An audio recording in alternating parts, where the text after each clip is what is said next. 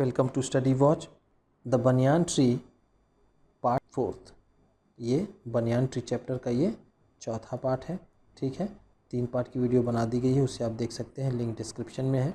ये कहानी एनसीईआरटी के क्लास 6 की इंग्लिश की बुक हनीशक्ल का ये चैप्टर 10 है और ये चौथी वीडियो है। चलिए आगे देखते हैं क्या होता है।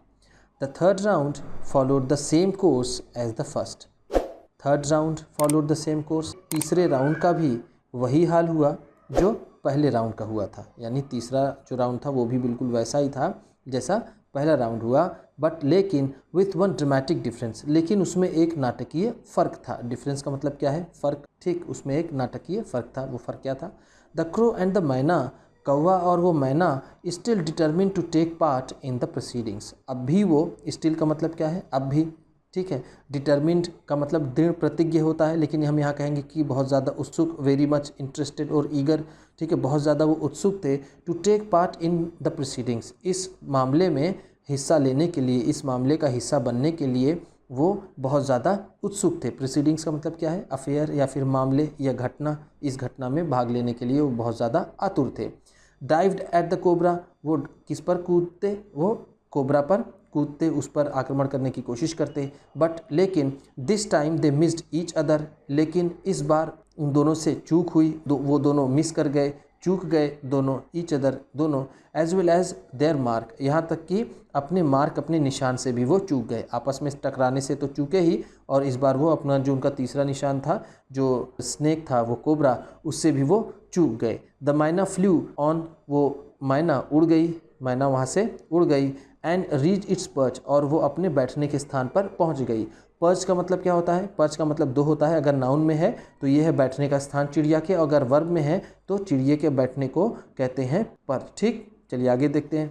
बट लेकिन the crow tried to pull up in mid air, लेकिन द क्रो ट्राइड, क्रो ने कोशिश की, कौवे ने कोशिश की, टू पुल अप, अपने आप को रोकने की, पीछे जाने की, इन द मिड एयर, हवा में उसने अपने आप को रोकने की, पीछे जाने की कोशिश की।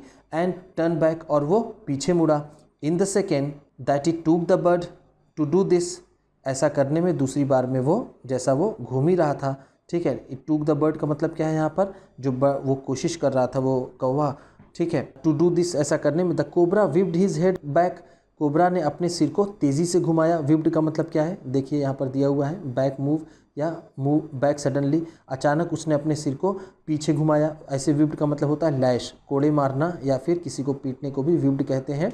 लेकिन यहाँ पर है वो अपना सिर बहुत ही तेज़ी से पीछे की तरफ घुमाया। उस कोबरा को लगा कि कोई पीछे से आ रहा है। उसका वो कौवा जो उसके ऊपर मंडरा रहा था, उसे लगा कोबरा को कि वो कोई पीछे से आ रहा है। And struck with great force, और उसने पूरी ताकत से हमला कर दिया। ग्रेट फोर्स का मतलब क्या है? पूरी ताकत से। स्ट्रक का मतलब अटैक कर दिया।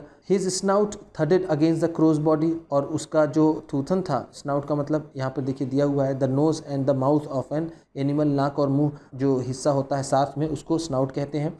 थडेड का मतलब टकराया, यहाँ पर क्या है? क्रैश। ठीक है, क्रैश बोलेंगे हम इसको, कि उसका टकराया। अगेंस्ट द क्रोज बॉडी, कौवे के शरीर से उसका थूथुन टकराया, यानी उसने उसे काट लिया, उसने उस पर हमला कर दिया, उस कौवे पर जो उसके सिर के आसपास मंडरा रहा था। ठीक, चलिए आगे देखते हैं। I saw the bird flung neatly 20 feet across the garden. I saw, मैंने देखा, द बर्ड फ्लंग, वो चिड़िया गिर गई। फ्लंग का मतलब यहाँ पर क्या है? कि ऐसे फ्लिंग का सेकेंड फॉर्म होता है ये फ्लंग, इसका मतलब होता है फेंकना। ठीक है, लेकिन यहाँ पर क्या है? फ्लंग, वो जाकर गिर गई। नीटली 20 feet अक्रॉस, बिल्कुल साफ साफ, कितना एकदम अंदाजे से वो बताता कि 20 feet across the garden, garden में दूर जाकर के वो गिरी, जहाँ पर उसने उसे मारा था उससे वो 20 feet दूरी पर जाकर गिरी। It flitted about for a while, कुछ देर तक के लिए ये फड़फड़ाया। फ्लैटेड का मतलब क्या है? फड़फड़ाना। अबाउट फॉर अ वाइल, कुछ देर के लिए। देन ले स्टिल, उसके बाद वो शांत हो गई। ठीक है, वो कौवा शांत हो गया। स्टिल का मतलब क्या है? बिना हिले डुले, बिल्कुल शांत। अब उसका हिलना डुलना बंद हो गया। द मैना remain on the cactus plant, और जो मैना थी वो अब भी कैक्टस के प्लांट पर बैठी हुई थी, वो वहीं पर बनी रही। एंड वेन, और तब, and when the snake and the mongoose return to the fight, फिर उसके बाद वो सांप और वो नेवला अपनी लड़ाई को वापस गए, यानी वो लड़ने के लिए फिर से चले गए। Very wisely decided not to interfere again, और उस मैना ने बहुत ही समझदारी से फैसला किया, उसने बहुत अच्छा फैसला लिया नॉट टू इंटरफेयर अगेन, कि इसमें दोबारा फिर इसमें हस्तक्षेप ना किया जाए। इंटरफेयर का मतलब क्या होता है? हस्तक्षेप, दखल अंदाजी ना की जाए। वेरी वाइजली का मतलब बहुत ही समझदारी से। The cobra was wakening, cobra कमज़ोर पड़ रहा था, अब वो धीरे धीरे कमज़ोर हो रहा था, वो थक रहा था। एंड द मंगूस, और वो नेवला, walking fearlessly up to it, और वो बहुत ही निडर तरीके से वो घूम रहा था। वॉकिंग फियरलेसली का मतलब निडर तरीके से घूम रहा था। Raised himself on his short legs, और वो अपने छोटे पैरों पे अपने आप को खड़ा कर लेता। एंड विथ लाइटिंग स्नैप, और ही बहुत ही तेज़ी से, ऐसे तो टूटने की आवाज़ को स्नैप बोलते हैं, ब्रेक हम कह सकते हैं यहाँ पर, ठीक है। द लाइटिंग स्नैप, एक तेज़ी से आवाज़ के साथ, हैड द बिग स्नेक, उस बड़े सांप को आवाज़ आई। लाइटनिंग स्नैप बिजली से तेजी, बहुत ही तेज़ी से एक टूटने की आवाज़ सी आई।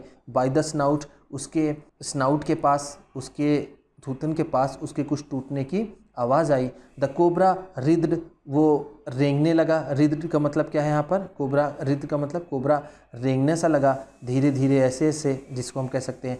And lashed about in frightening manner, और डरते हुए अंदाज में कोबरा पर वो पीटने लगा। यानी जब उसने, उस नेवले ने उसे लपेट लिया तो अपनी पूंछ से वो धीरे धीरे उस पर, वो ऐसा लग रहा था कि वो उसे मारने की कोशिश कर रहा है अपने शरीर से। And then coil itself about the mongoose, और इसने अपने आप को, नेवले को उसने लपेट लिया। ठीक, क्वाइल्ड का मतलब क्या होता है? ये जो ये चीज़ है ये क्वाइल्ड है, ये घूमी हुई जो सर्कल जैसा बनता है, ये ऐसा, ये चीज़ क्वाइल्ड है। तो उसने उसको लपेट लिया। बट नो वेल, लेकिन इसका कोई फ़ायदा नहीं हुआ। नो वेल का मतलब क्या है? कोई फ़ायदा ना होना, सफलता ना मिलना। जैसा हम यहाँ देख सकते हैं, टू नो वेल का मतलब विथ नो सक्सेस, इसका फ़ायदा नहीं हुआ।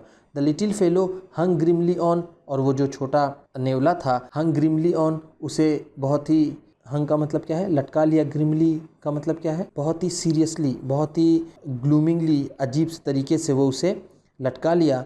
Until the snake had cease to struggle, जब तक कि उस सांप ने संघर्ष करना बंद नहीं कर दिया। सीज का मतलब है स्टॉप, बंद करना, स्ट्रगल का मतलब संघर्ष, जब तक कि वो संघर्ष करना बंद नहीं कर दिया। तो जब उसके ऊपर अटैक करता है, उसके थूथुन के नीचे, उसके गले पर, तो उसे कस के पकड़ लेता है, और वो तब तक उसे पकड़े रहता है जब तक कि वो संघर्ष करना बंद नहीं कर देता है।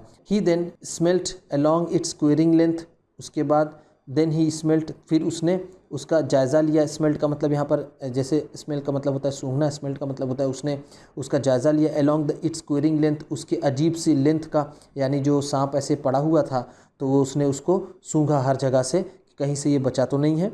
Gripped it round the hood, और इसे उसके कहाँ से पकड़ा? उसके फन के पास से इसे पकड़ा। And dragged it into the bushes, और इसे वो घसीटता हुआ उन झाड़ियों में ले गया। ठीक है, ड्रैग का मतलब खींचता हुआ ले गया इसे उन झाड़ियों में, यानी उस नेवले ने उस नाग की गर्दन पकड़ी और उसे वो घसीटता हुआ उसमें झाड़ी में ले गया। The myna dropped cautiously to the ground, वो मैना बहुत ही चतुराई से, बहुत ही संभल कर, कॉशियसली का मतलब क्या? बहुत ही सतर्कता के साथ, ड्रॉप टू द ग्राउंड, वो धरती पर उतरी, यानी वो बहुत ही धीरे से उतरी। हॉप्ड अबाउट, फुदकी, हॉप्ड का मतलब होता है फुदकना, तो वहाँ पर उसने चहलकदमी की, फुदकी।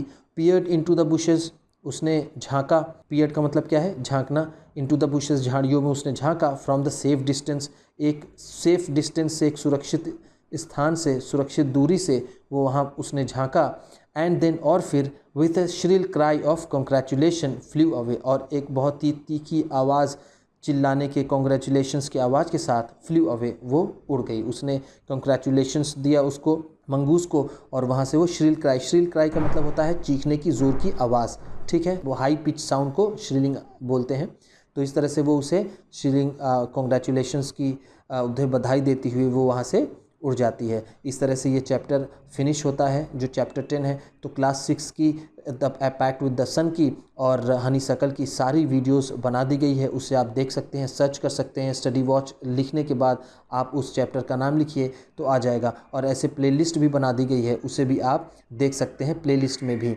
ठीक, वीडियो अच्छी लगी हो तो लाइक कीजिएगा। आप भी किसी को बताना पढ़ाना चाहते हैं तो शेयर कीजिएगा। चैनल पर नए हैं तो सब्सक्राइब कीजिएगा और बेल आइकन भी ज़रूर दबाइएगा। आपके सब्सक्राइब करने से आपको मिलेगी और अच्छी क्वालिटी की वीडियो और हमें मिलेगा हौसला। Thank you.